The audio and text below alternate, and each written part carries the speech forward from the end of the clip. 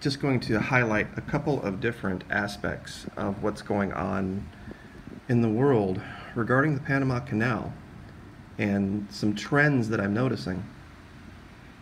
Now, I know a lot of folks have thought that I'm crazy thinking that there's some threat to the canal, but there really is.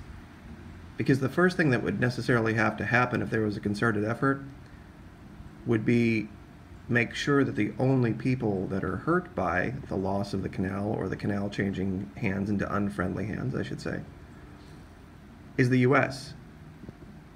And while the current administrator decided to come out and, ban the purchase of this with the sanctions, it was never purchasable with the U.S. dollar to begin with. You couldn't have bought it with a bolivar, and you couldn't have bought it with a dollar. And I find it odd that, to my knowledge, and I've done the research, no other country in the world has banned the purchase. It seems like their governments leave financial decisions up to its people, good, bad, or otherwise. That's an interesting concept. Governments letting people make their own financial decisions. So, whether this is or is not a good idea to buy is not really the point of today's video. The point of today's video is the direction of travel of countries in the world away from needing the Panama Canal to be in U.S.-friendly hands or even be operating.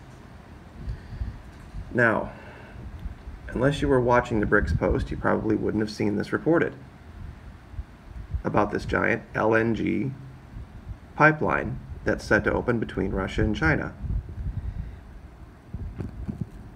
38 billion cubic meters of natural gas every year for 30 years. Why is that important? Well, one of the big money makers for the U.S. right now is exporting LNG with these big tankers that go through the Panamax side of the Panama Canal, the big new one that's designed for the big wide ships. But the problem with that is they can't handle it right now down there. And the bigger problem is the ones that are getting handled, the tugboats that pull them through. They don't have the locomotives on the side of anymore. The older canal does. But the bigger one uses these big, heavy-duty tugboats to pull these LNG tankers through. The company that runs those tugboats is Venezuelan. It's the PDVSA. So basically, we're counting on that company to pull these things through. And with what we know about the infiltration of Hezbollah and terrorists, don't you think that they've thought about maybe getting some of their people aboard one of these things?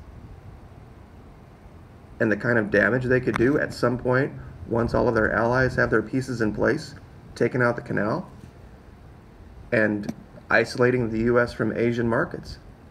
Our trade deficit is horrible. We need a lot more stuff from them than they need from us. And down here, just to give you an idea now, we're on not the metric system. And while the other article is talking about 38 billion cubic meters, this talks about billions of cubic feet per day. They were talking about per year. I've done all the math. Even if you add up all four of these, 750 million a day, 1.2, 2.1, 1.8, and you do all the math, that comes to like 5.9 cubic feet per day, and then you convert that to cubic meters, and then you do the thing with a year. That one pipeline from Russia to China exceeds the capacity, maximum forecasted capacity of all four of these terminals combined. But even now, it's less than half that. So they don't need, Asia does not need at all our LNG exports. That's a huge, huge deal. Because they would have to come through, the Atlantic side, go through the canal and go over there. They've already cut a deal with Russia saying, hey, no biggie, don't need those. That's just one example. There's two other examples of other countries doing things to move away from U.S. energy. 5,000 megawatts is a pretty big deal. It's not, of course, something that could run an entire country. It's not really about where they are. It's the direction they're moving. They use a lot less electricity per household down there than we use up here. So this represents a lot more energy for them than it would for the U.S. GE just announced this. Okay, and I know a lot of people that are classically conservative or have been for the last few years like to make fun of wind and solar. But the technology is getting better every year, and they are moving away from U.S. energy. That's why in a trade war with these tariffs, we will never win. They will destroy us. We are not in a position right now to open up this kind of a war with them. It will kill us. And if something would happen down there with the canal, honestly, Asia would be fine. Europe would be fine. Russia would be fine. South America, the last place that we would still have the ability to trade with, doesn't want to anymore and doesn't have a need to anymore. This whole idea of protectionism and U.S. isolationism, which I don't care how rabid a Trump supporter you are, you have to acknowledge this. That is the goal.